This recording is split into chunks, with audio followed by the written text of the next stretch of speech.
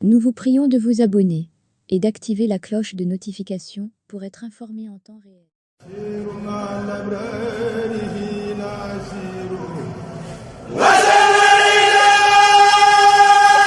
Il faut me comprendre, je ne peux pas garder le mutisme, car j'aurai des comptes à rendre à mon cher qui a vivifié le soufisme.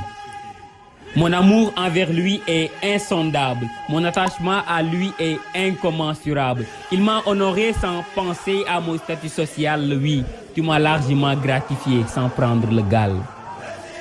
Grâce à toi, je suis devenu un saint, toujours propre sans prendre le bain. Point de boulot mais qui reçoit son gain, tu ne cesses de financer mon pain. Hier, j'étais un homme ignorant, bafoué. Aujourd'hui, je suis savant, côtoyé. Hier, j'étais un acculturé perdu. Maintenant, je suis cultivé, élu. Être ton disciple est synonyme de réussite. T'aimer équivaut à adorer le Tout-Puissant. Te servir revient à pratiquer tous les rites. Tu es le sauveur éternel de tout musulman.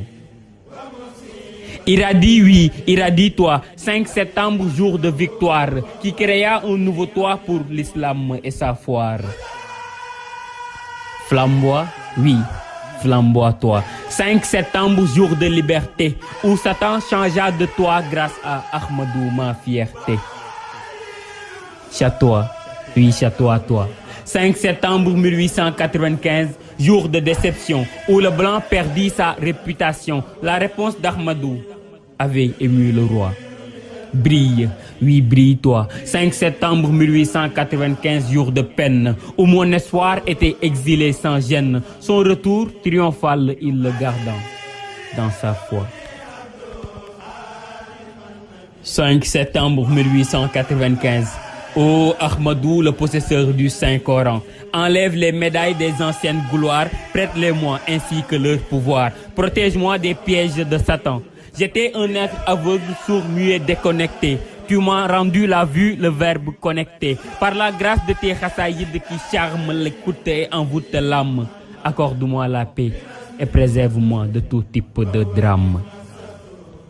Je prie, je jeûne, oui, j'évoque les noms d'Allah. Bref, toutes les obligations, je célèbre les haïds, mais je n'ai confiance qu'en ton aide. Ô l'imam de la mer, préserve-moi de tout bala. Toi qui as su gagner la confiance du Seigneur, dis-lui de me donner l'honneur d'embarquer dans la pirogue de ses serviteurs, car il t'a alloué et cajolé de faveur. Ébloui, oui, éblouis-toi. 5 septembre 1895, jour mystique. Il faisait 9 heures, moment extatique. Ce jeudi-là, Ahmadou mit en vigueur sa loi. Scintille, oui, scintille-toi. 5 septembre, jour de prière et de recueillement, où la loi du colon fut violée publiquement. Ahmadou pria longuement dans leur propre toit. Miroite, oui, miroite-toi. 5 septembre, jour de défilé à Prioli, où l'axe Saint-Louis devient le favori, emprunté par les pèlerins bénis de foi. Resplendis, oui, resplendis-toi. 5 septembre, jour de prière encore, une foule immense derrière Serigne Mamor. C'est le jour où Ahmadou avait battu tous les records. Bambambay, extra lettre à mon guide.